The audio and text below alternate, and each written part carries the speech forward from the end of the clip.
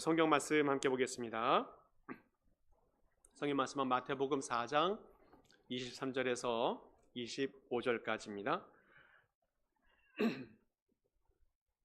마태복음 4장 23절에서 25절까지입니다. 우리 세 절 말씀인데 우리 교도가면서 보겠습니다. 첫 번째 제가 보고 여러분들 두 번째 보고 마지막 세 번째 절은 같이 읽도록 하겠습니다. 예수께서 온 갈릴리에 두루 다니사 그들의 회당에서 가르치시며 천국 복음을 전파하시며 백성 중에 모든 병과 모든 약한 것을 고치시니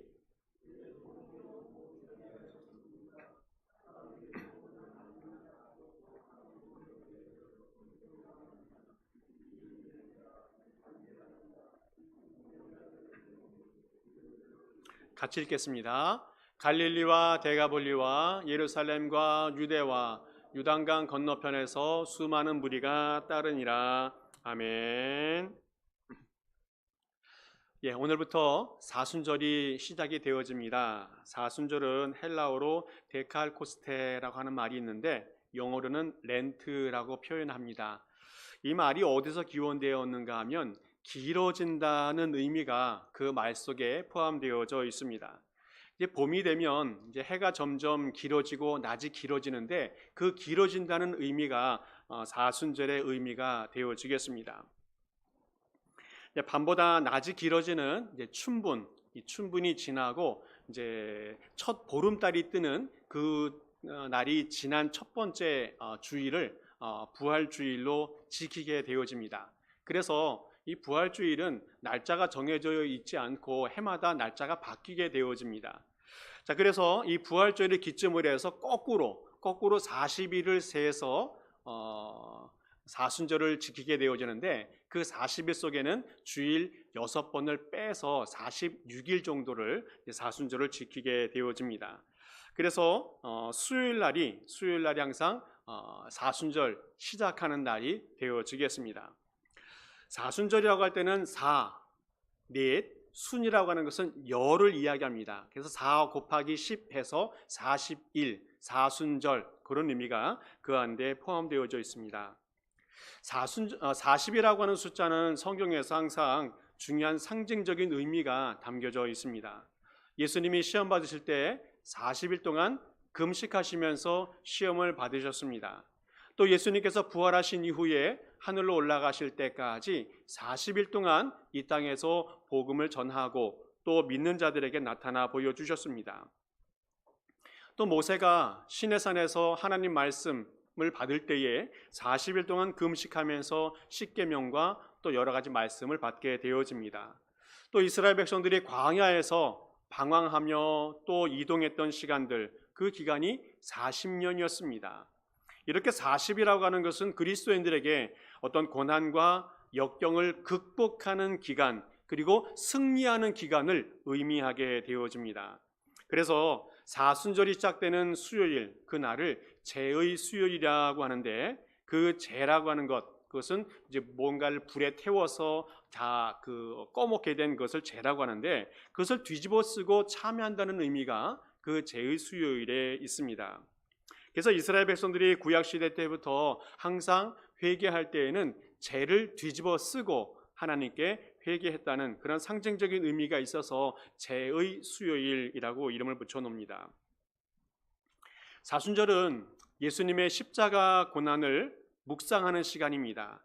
그리고 그것뿐만 아니라 우리 자신을 비추어서 돌아보고 회개하고 또 금식하는 기간이 이 사순절이 되어지겠습니다. 그래서 이 기간 동안 40일 동안 온전히 금식하면 좋겠지만 그동안 금식할 수는 없잖아요. 그래서 이 사순절 기간 동안에 하루나 이틀이나 날짜를 정해서 금식도 하면서 십자가 은혜를 묵상하면서 경건하게 또 참여하면서 지내는 기간이 이 사순절이 되겠습니다.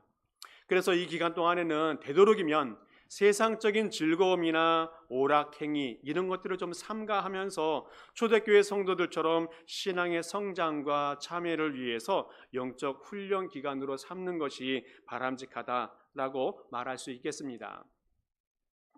신학자 딘 오겐이라는 사람이 있는데 이 사람이 이런 표현을 했어요.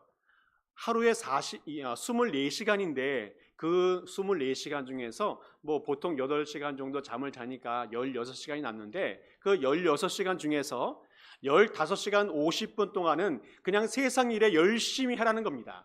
그리고 단 10분만 영적인 일에 매진을 한다면 세상의 삶도 풍성해질 것이라고 하는 그런 의미를 우리에게 주고 있습니다. 그래서 이 기간 동안 다른 날은 모르겠지만 특별히 이 사순절 기간 동안에는 깨어서 기도하고 자기를 훈련하는 시간으로 좀 가져본다면 우리 삶에 큰 유익이 있을 것이라고 여겨집니다.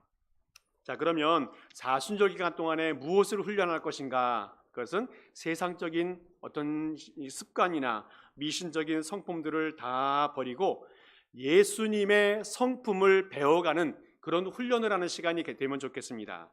사순절 기간 동안에 제가 6번 정도 여러분들과 함께 예수님의 성품에 대해서 공부를 하게 될 건데 그 기간 동안에 예수님의 성품 중에서 여러 가지 분야들을 한 가지씩 배워간다면 우리도 예수님을 닮아갈 수 있는 그런 사람이 될 것이라는 생각이 들어집니다. 그래서 그 기간 동안에 예수님의 성품을 좀 배워가는 시간이 되면 좋겠습니다.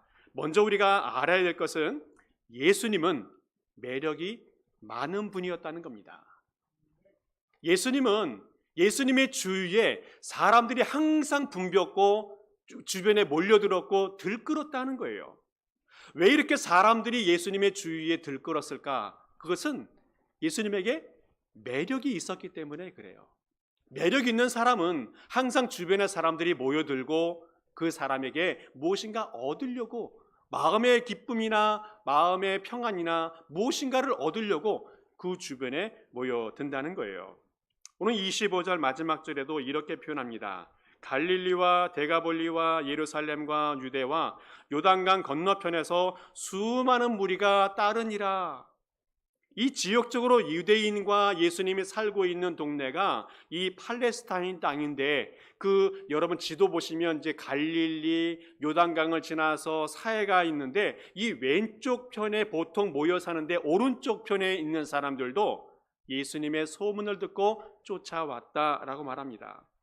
사람들은 어떤 사람들이에요? 남자나 여자나 어린아이들, 아픈 환자들, 또 종교적인 또 정치적인 지도자들, 어떤 사람들은 대적자들까지 예수님에게 찾아오는 것을 보게 되어집니다. 얼마나 많은 사람들이 모여들었는지 예수님이 그 사람들을 피해서 도망다닌 것이 한두 번이 아니었다는 거예요. 특별히 오병이어 사건을 통해서 수많은 사람들을 먹이지 않았습니까? 그때 사람들이 너무 많이 몰려들어가지고 예수님이 배 타고 도망갔어요. 또 그 이후에도 어쩔 때는 예수님께서 산으로 도망가기도 하고 이렇게 하면서 사람들을 피해 다닌 격이 여러 번 있다는 겁니다. 그만큼 예수님에게는 매력과 인기가 있었다는 거예요. 자, 그러면 예수님께서 어떻게 이렇게 인기가 많았을까? 예수님이 정말 잘생겼나? 또 예수님이 학벌이 좋았는가? 또 직업이 훌륭했는가? 아니면 돈이 많은 부자나 뭐 어떤 가문이 좋았는가? 이런 거 찾아보면 예수님에게는 인기가 많을 매력적인 것이, 외적인 것이 하나도 없었다는 거예요. 구약 성경에 보면 예수님이 탄생하기 400년, 500년 전에 예수님이 탄생하실 때 어떤 모양일 것인지에 대해서 예고해 주는 말씀이 나와요. 이사야 53장 말씀 보면 이런 말씀이 있습니다. 그는, 이 바로 예수 그리스도 메시아를 이야기합니다. 그는 주 앞에서 자라나기를 연한 순 같고 마른 땅에서 나온 뿌리 같아서 고운 모양도 없고 풍채도 없은즉 우리가 보기에 흠모할 만한 아름다운 것이 없도다. 어때요? 아름다운 모양, 고운 모양도 없고 풍채도 없고 흠모할 만한 것이 없다. 쉽게 말하면 못생겼다라는 겁니다.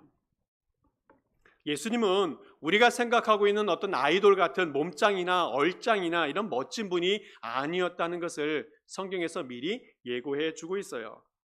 예수님의 학력은 독학입니다. 독학. 그리고 직업은 목수였습니다.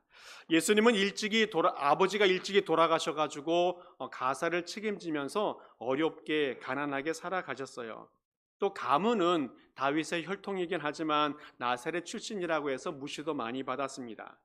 예수님은 가난한 목수의 아들로 태어나서 마구간에 태어났던 어떤 가문의 매력도 없던 사람이었고, 나사렛에서 무슨 선한 것이 날 수 있겠는가 조롱받았던 어떤 지역적인 매력도 없던 사람이 바로 우리 예수님이셨습니다.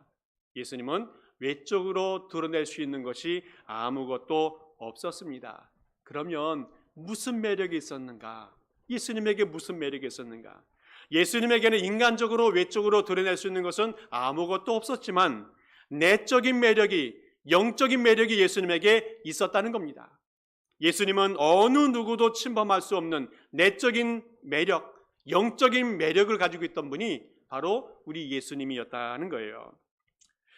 이 사전에 이 매력이라는 말이 무엇인가 한번 찾아보니까 사람의 마음을 사로잡는, 끌어들이는 보이지 않는 힘이 매력이라는 겁니다. 그러니까 보이진 않지만 사람에게 뭔가 당겨지는 것이 있는가 봐요. 재밌는 말이 있어서 제가 한번 찾아봤습니다. 남자가 예쁜 여자를 만나면 3년이 행복하고, 착한 여자를 만나면 30년이 행복하고, 지혜로운 여자를 만나면 3대가 행복하다.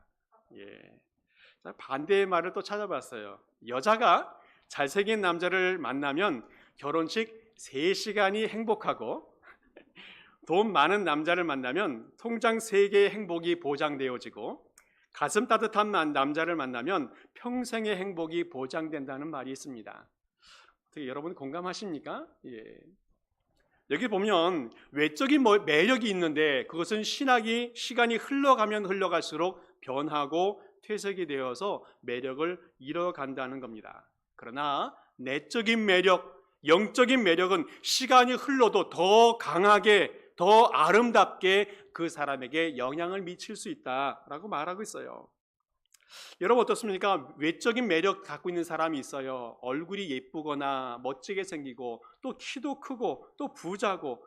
근데 이것을 보면 우리가 선택할 수 없는 것들이 많습니다. 설문조사를 한번 봤는데 내가 다시 선택을 할 수 있다면 어떤 다른 직업을 가질 수 있을까에 대한 설문조사를 해봤는데 1등이 요즘 잘 나가고 있는 프로그램 개발자들입니다. 이들의 연봉이 상상할 수가 없는 것 같아요. 두 번째가 뭐냐면 유튜버입니다. 유튜버. 그리고 세 번째가 의사입니다. 대체로 돈을 많이 버는 그런 직업들을 이야기하는데 이것도 몇 퍼센트 되지 않는 작은 퍼센테이지의 사람들만 그런 축복을 누리게 되어집니다. 우리에게는 예수님께서 내적인 매력, 이것을 가질 것을 우리에게 말씀해 주고 있습니다.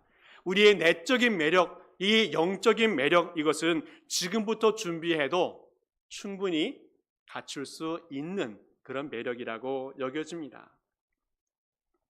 우리 하나님은 이 땅을 바라보는 눈이 우리하고 좀 다른 것 같아요. 우리 하나님은 외적인 것을 바라보지 아니하시고 내적인 것을 바라보시는 분이 우리 하나님이신 것 같습니다. 그리고 우리에게도 바깥에 있는 외적인 것을 바라보지 말고 내적인 것을 바라보라고 주님께서 강조해 주고 있습니다. 그래서 사무엘상 16장에 보니까 하나님께서 사무엘에게 이런 당부를 해주세요. 여호와께서 사무엘에게 이르시되 그의 용모와 키를 보지 말라. 내가 이미 그를 버렸노라.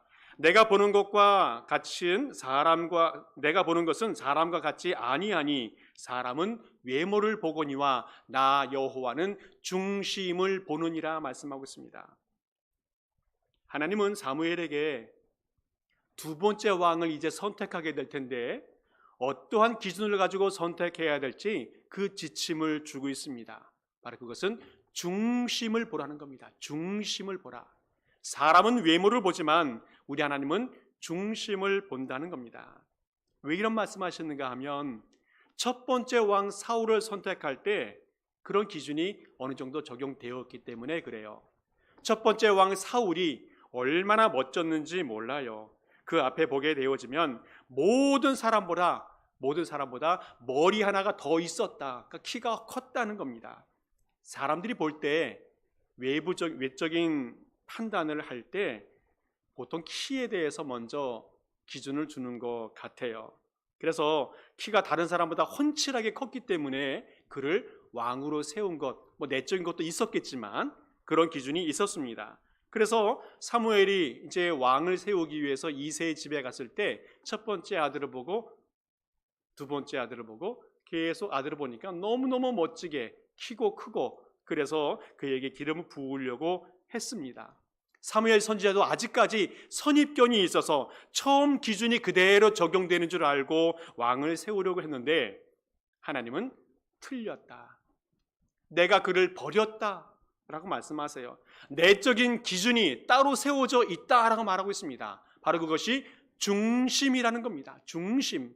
하나님은 사람의 중심을 보시면서 그 중심을 통해서 선택하기도 하고 버리기도 하는 그 기준이 되어진다고 주님께서 말씀해 주고 있습니다. 오늘 저는 여러분들과 함께 예수님이 가지신 내적인 매력, 중심이 무엇이 있는지 한번 살펴보면서 우리도 그런 매력을 갖추어가면 좋겠다 하는 생각이 듭니다. 먼저 예수님이 가졌던 매력이 무엇인가 하면 예수님은 하나님의 말씀에 대한 매력이 있었습니다. 말씀을 가진 매력. 23절 말씀을 보면 예수께서 온 갈릴리에 도로 다니사 그들의 회당에서 가르치시며 천국의 복음을 전파하셨다 말씀하고 있습니다. 예수님은 가장 먼저 가장 중심된 일이 무엇이냐면 하나님의 말씀을 선포하고 천국의 복음을 가르치는 것, 이것이 예수님에게 가장 중요한 일이었어요. 예수님의 주위에 수많은 사람들이 모여들었는데 궁극적으로는 그들이 모여든 목적이 무엇인가 하면 하나님의 말씀을 듣기 위해서 모였다라는 겁니다. 그리고 그들이 이렇게 반응해요. 누가복음 4장 말씀을 보게 되어지면 우리 같이 한번 읽어보겠습니다. 시작. 그들이 그 가르침에 놀라니 이는 그 말씀이 권위가 있음이러라. 예수님의 말씀을 가르쳤는데 그 말씀에 권위가 있었다라고 말했습니다. 그 당시에 선생님들이 있었습니다. 보통 바리새인이나 서기관들이 선생님이었었는데 그들의 가르침과 무엇인가 달랐다라고 말했습니다. 그래서 그 바리새인이나 종교 지도자들 중에 대표적인 사람이 니고데모라는 사람이 있는데 이 사람이 밤중에 몰래 예수님을 찾아와요. 그리고 그 심령 속에 있는 문제, 어려움, 궁금한 것들, 이런 것들을 상담하는 내용이 나오고 있습니다. 일반 사람들뿐만 아니라 바리새인들도, 율법사들도, 서기관들도 예수님의 가르침에 놀랐습니다. 그리고 신기해했습니다. 그리고 어쩔 때는 논쟁을 하기 위해서 예수님을 찾아왔어요. 그런데 모두 하나님의 말씀으로 다 굴복시킨 것을 보게 되어집니다. 뿐만 아니라 이 예수님의 말씀은 귀신들도 눌리게 하는 그런 능력이 있었다는 겁니다. 누가복음 4장 36절 보게 되어지면 한번 같이 한번 읽어보겠습니다. 시작. 다 놀라 서로 말하여 이르되 이 어떠한 말씀인고 권위와 능력으로 더러운 귀신을 명함에 나가는도다. 사람에게만 감동이 있었던 것이 아니라 귀신에게도 영향력을 미치는 그런 하나님의 말씀을 예수님이 가지고 있었다는 겁니다.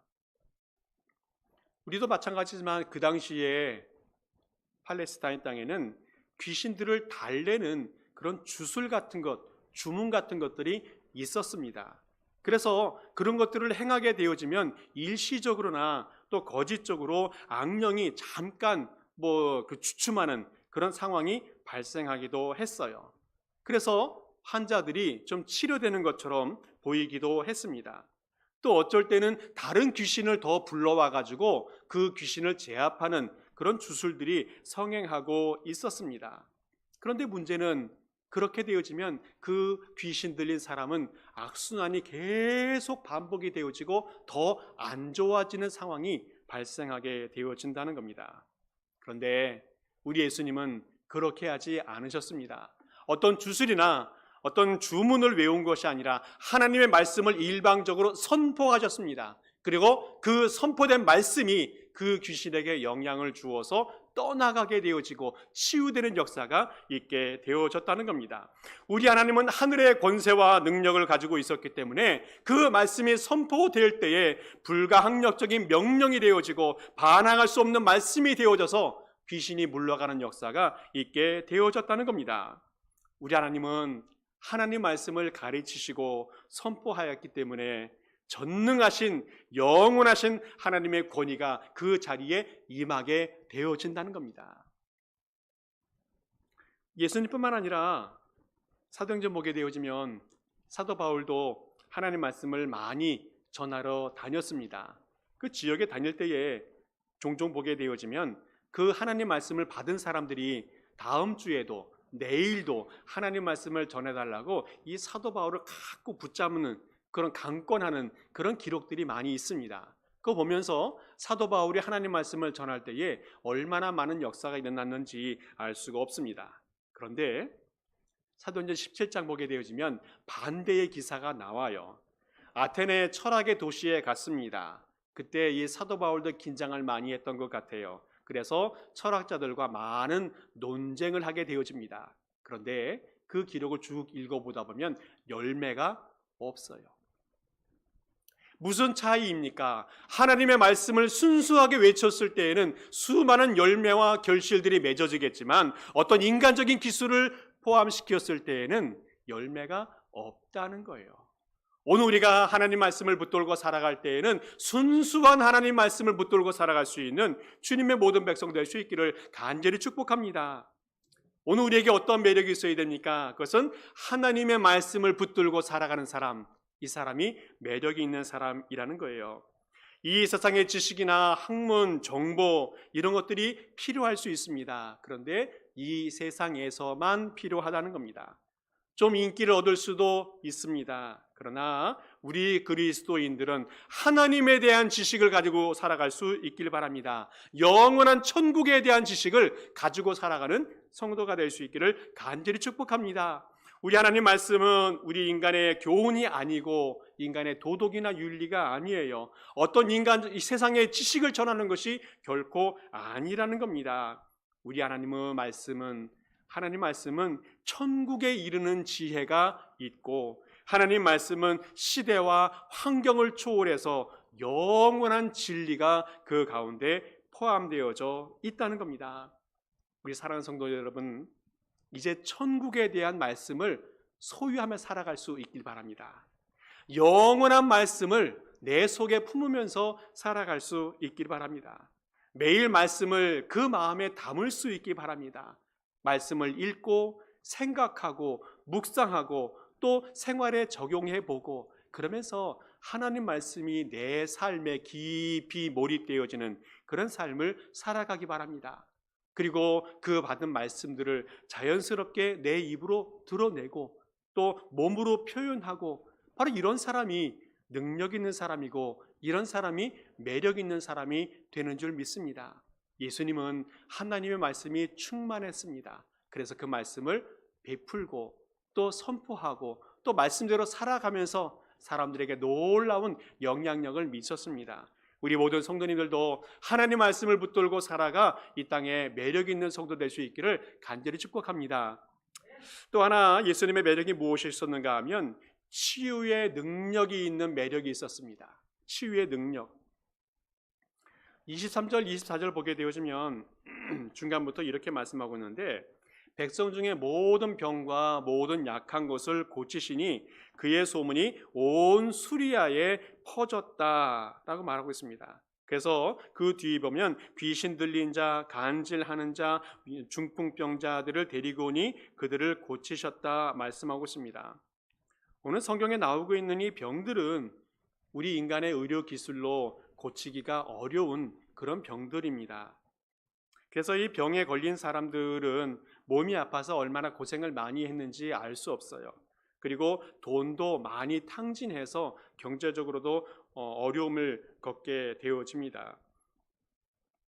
자, 그런데 더 고통스러운 것은 몸도 아픈데 사회적인 편견과 선입견이라는 거예요. 병은 죄다라고 하는 사고방식이 있었습니다.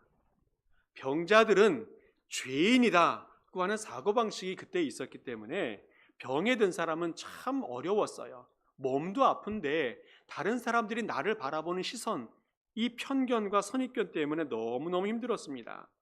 사람들은 병에 든 사람에게 항상 이렇게 물어봐요. 누구의 죄 때문에 병에 들었는가? 예수님의 제자들도 그렇게 예수님이 가르쳐 주었는데도 예수님의 제자들도 누구의 죄 때문에 저 사람이 병에 들었습니까? 라고 물어보기도 해요. 실제로 죄를 짓다가 타락하게 되어지고 병이 들어서 고통을 받는 사람이 있을 수도 있습니다. 그런데 어떠한 형편에 처해 있든지 간에 예수님은 둘 다 치료해 주셨다는 겁니다. 예수님은 몸의 병도 치료해 주셨고 마음의 죄도 다 해결해 주셨던 분이 우리 주님이셨습니다. 마태복음 9장 보게 되어지면 침상에 누운 중풍병자를 사람들이 데리고 왔는데 예수님께서 그 믿음을 보시고 뭐라고 말씀하시는가 하면 작은 자야 안심하라 내 죄 사함을 받았느니라. 내 죄 사함을 받았느니라 말씀하고 있습니다. 이것이 문제가 되어서 주변에 있던 서기관들이 얼마나 많이 비난하고 또 예수님에게 질문을 던졌는지 몰라요. 신성모독죄다. 그런데 그 문제에 대해서 예수님이 답을 내놓아요. 6절 말씀에 보게 되어지면 그러나 인자가 세상에서 죄를 사하는 권능이 있는 줄을 너희가 알게 하려 하노라 하시고 중풍병자에게 말씀하시되 일어나 내 침상을 가지고 집으로 돌아가라. 예수님은 죄만 사해 주시는 분이 아니라 그 모든 질병도 치료할 수 있는 능력이 있는 분이라는 것을 말씀을 통해서 또 증거를 통해서 보여주고 있다는 겁니다. 예수님은 말씀을 통해서 육신의 질병도 치유하시고 죄를 사해 주시면서 영적인 병도 치료해 주셨다는 겁니다.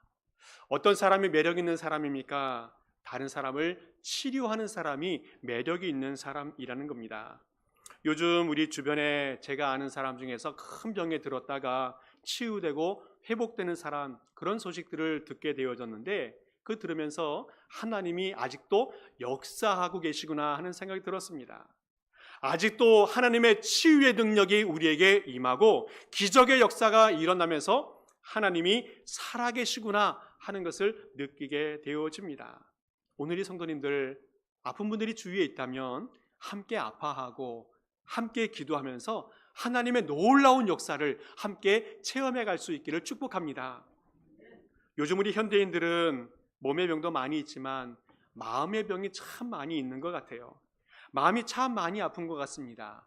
경제적으로 어려움을 많이 겪게 되어지고 또 사업하면서 실패를 겪게 되어지고 또 질병의 감염 때문에 두려움 갖고 살아가고 또 바르게 살아가야 되는데 그렇게 살지 못하는 무력감, 용기 없음, 이런 것 때문에 좌절되는 사람들이 많이 있습니다. 이런 상황들을 철학자 키에르케고르는 절망이라고 표현해요. 절망.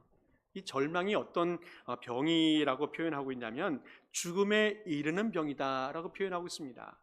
이 절망하게 되어지면 현실 속에서 닥치는 문제 때문에 절망하게 되어지면 그 사람이 죽음에 이르기까지 큰 어려움을 겪게 되어진다, 심각하다라고 표현하고 있어요. 자, 그러면 이 절망이라고 하는 상황을 어떻게 극복할 수 있는가? 아주 우리 주님께서 말씀하신 쉬운 것이 있어요. 믿음이라는 겁니다. 믿음. 그 철학자도 믿음이라고 이야기해 주고 있어요. 현실 속에서는 우리가 이해할 수 없지만 받아들이기 어렵겠지만 하나님을 믿는 그 마음이 있으면, 하나님을 믿는 그 믿음이 있으면 모든 현실의 문제가 회복되어지고 극복되어지고 오히려 평안이 올 수 있다라고 주님께서 말씀해 주고 있습니다. 그 증거를 성경에서 보여주고 있어요. 이 아브라함이 99세가 되었을 때에 하나님이 약속하지 않습니까? 내가 너에게 아들을 주겠다. 이해할 수도 없고 받아들일 수도 없는 그런 약속이었습니다. 그런데 실현이 되었습니다. 너무너무 감사한 놀라운 역사예요. 그런데 더 이해가 안 되는 상황을 하나님께서 또 한 번 만드십니다. 그 귀한 아들, 약속의 아들을 번제로 하나님께 바쳐라는 겁니다. 어찌 보면 이 아브라함 마음속에 하나님에 대한 배신감까지도 생겼을 수도 있겠다 하는 생각도 들어요. 왜 하나님이 그 귀한 아들을 우리에게 주시고 불가능한 아들을 주셨는데 또 다시 바치게 하는가? 그런데 이 아브라함은 믿음을 가지고 그 말씀을 따라요. 그 아들을 데리고 모리아산으로 가고 그를 제단 위에 올려놓고 칼로 찌르려고 했다는 겁니다. 이 아브라함의 마음속에는 하나님에 대한 신뢰가, 믿음이 있었어요. 하나님은 그것을 보십니다. 그리고 그에게 큰 은혜와 축복과 그 믿음을 인정해 주시는 것을 보게 되어져요. 오늘 우리가 믿는 하나님은 어떠한 하나님인지 꼭 잘 알았으면 좋겠습니다. 우리 하나님은 자연 법칙도 초월하시는 분, 이성도 초월하시는 분, 어떤 인간의 윤리까지도 초월하시는 분이 우리 주님이라는 것을 꼭 믿으면서 우리 주님의 말씀에 철저하게 신뢰하고 순종하며 살아가는 믿음의 사람이 될 수 있기를 간절히 축복합니다. 우리는 어떤 의사들처럼 몸을 치료하는 능력은 없습니다. 그러나 우리는 마음을 치료할 수 있는 능력은 어느 정도 있는 것 같아요. 그리고 마음을 치료하는 사람이 매력적인 사람이 될 수가 있습니다. 먼저 우리는 우리 심령 속에 믿음을 든든하게 세워갈 수 있기를 바랍니다. 그리고 그 믿음을 우리 이웃 사람에게 함께 나누는 성도가 되어진다면 매력이 넘치는 사람이 될 수 있겠다 싶은 마음이 듭니다. 어려운 이웃들이 우리 주변에 많이 있습니다. 위에서 함께 기도해주고 또 절망하고 좌절하고 실망한 사람들을 찾아가서 위로해주고 권면해주고 그를 이렇게 세워주는 사람이 되어진다면 그들이 절망에서 믿음의 자리로 나아가게 되는 줄 믿습니다. 그런 사람이 바로 매력 있는 사람이라고 여겨져요. 또 하나 예수님의 매력을 살펴본다면 오늘 본문에는 없지만 누구나 가까이 할 수 있는 그런 매력이 예수님에게 있었던 것 같습니다.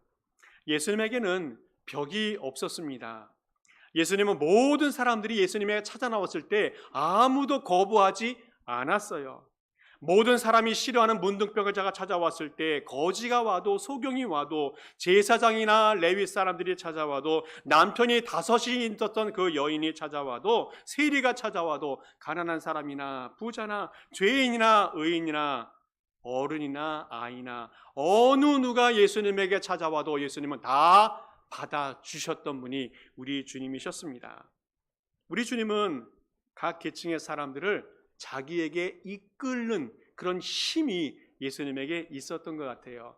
그 힘이 어디서 나왔는가? 그것은 모든 사람을 똑같이 대우하는, 평등하게 대우하는 그런 마음이 예수님에게 있었습니다. 예수님은 병든 자라도 멸시하지 않았습니다.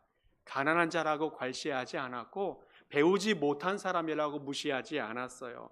반대로 부자라고 특별 대우하지 아니하였고 권세 있는 자라고 높이지 않았던 분이 우리 예수님이셨습니다.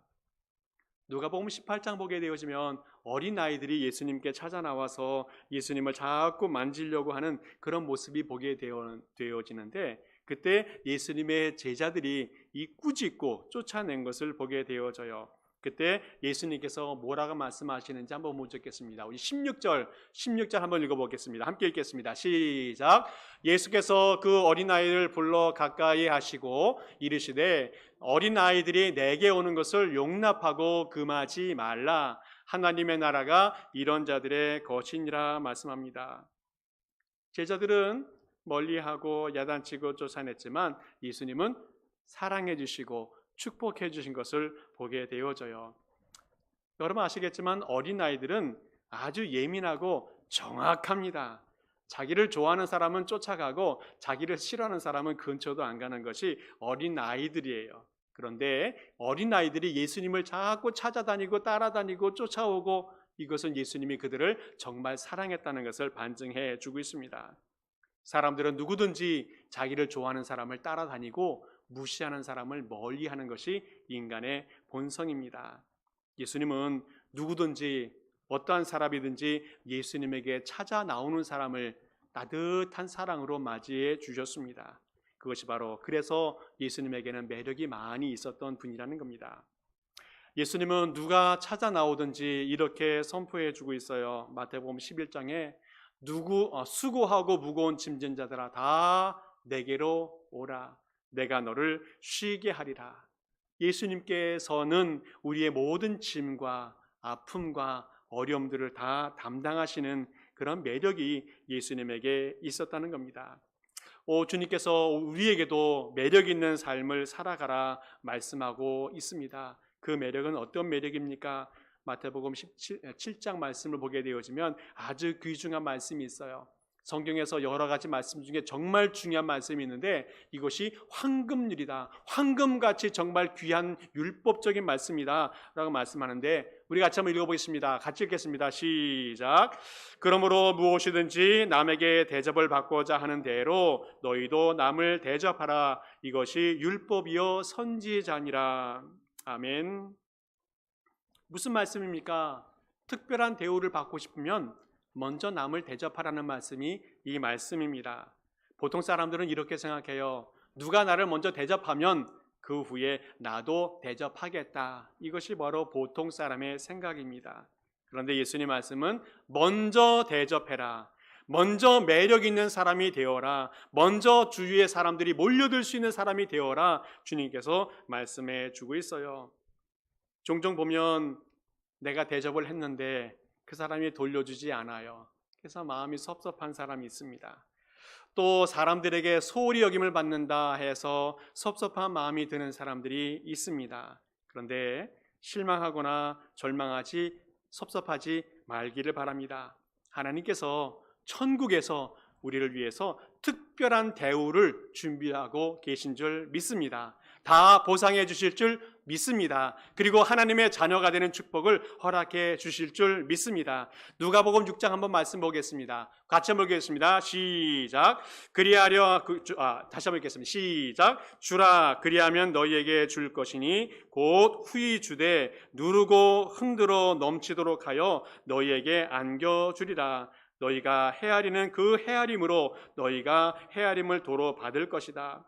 우리 주님 말씀하십니다. 후히 주되 누르고 흔들고 넘치도록 보상해 주겠다. 주님께서 말씀하십니다. 절대로 손해보지 않는다는 사실을 꼭 기억하면서 살아갈 수 있기를 바랍니다. 말씀을 정리합니다. 세상 사람들은 기독교에 대해서 또 신앙생활하는 사람들에 대해서 조롱 섞인 이런 말을 해요. 예수님은 좋은데 예수쟁이는 싫다. 예수님은 거룩한 매력을 지녔는데 예수쟁이는 매력이 없다라고 말을 해요. 오늘 다시 한번 우리는 우리 심령 속에 예수님처럼 매력 있는 사람으로 변화되어 갈 수 있기를 축복합니다. 말씀의 매력이 있을 수 있기 바랍니다. 치유의 매력이 있을 수 있기 바랍니다. 또 주변 사람들이 찾아 나올 수 있는 품을 수 있는 그런 매력이 있을 수 있길 바랍니다. 이 매력을 가지고 무엇하냐? 사람을 섬기고 또 예수님에게 이 사람들을 이끌어내고 전도하고 또 복음을 전하는 그런 능력이 그 매력 있는 사람에게 생기게 되어집니다. 우리 교회가 예수님처럼 매력 있는 교회, 우리 성도들이 예수님처럼 매력 있는 성도 될 수 있기를 간절히 축복합니다. 함께 기도하겠습니다. 하나님 감사합니다.